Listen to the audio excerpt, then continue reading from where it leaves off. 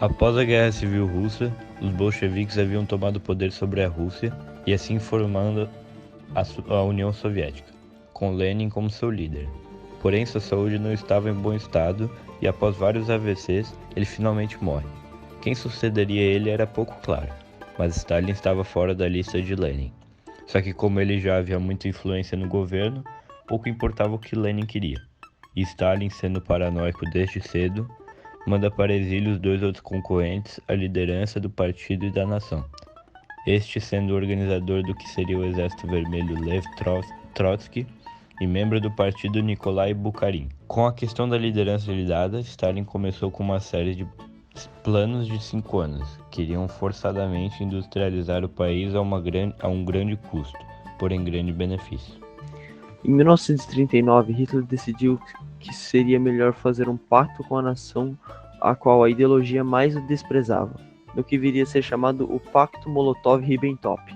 Era oficialmente um pacto de não agressão entre dois países, porém secretamente dividia territórios entre as duas nações, estes sendo os Bálticos, Lituânia, Letônia, Estônia e Polônia, com metade indo para os alemães e a outra metade indo para os soviéticos.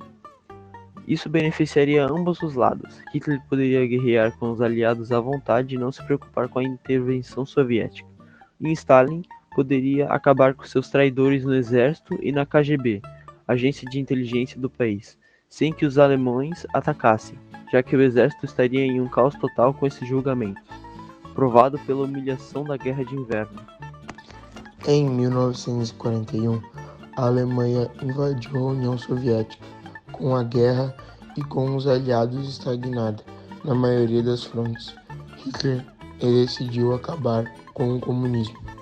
No início, a tática de guerra relâmpago provou-se muito eficiente, e após alguns meses, o exército alemão já havia começado a citar Leningrado, a alguns quilômetros de Moscou, porém muito longe dos campos petrolíferos necessários para a ofensiva.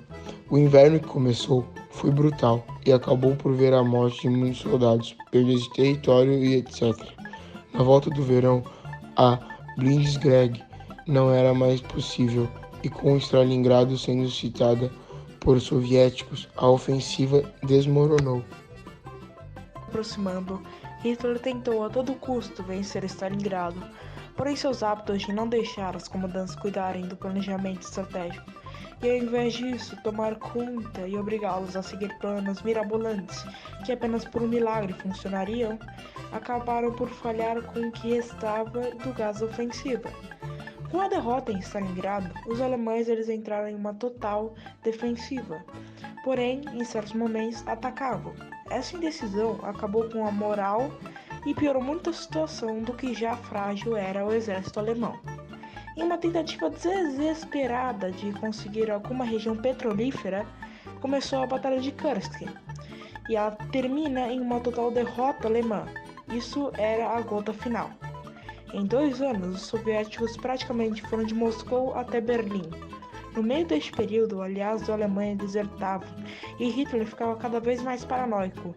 Com isso, ele decide que não viverá em uma Alemanha democrática liderada por judeus e comunistas, muito menos será capturado e executado. Então, ele tiraria sua vida, alguns dias depois de seu aniversário de 56 anos, e algumas horas depois de se casar com Eva Braun, que também se suicidou com ele. O Reich colapsou e a Guerra Fria começou.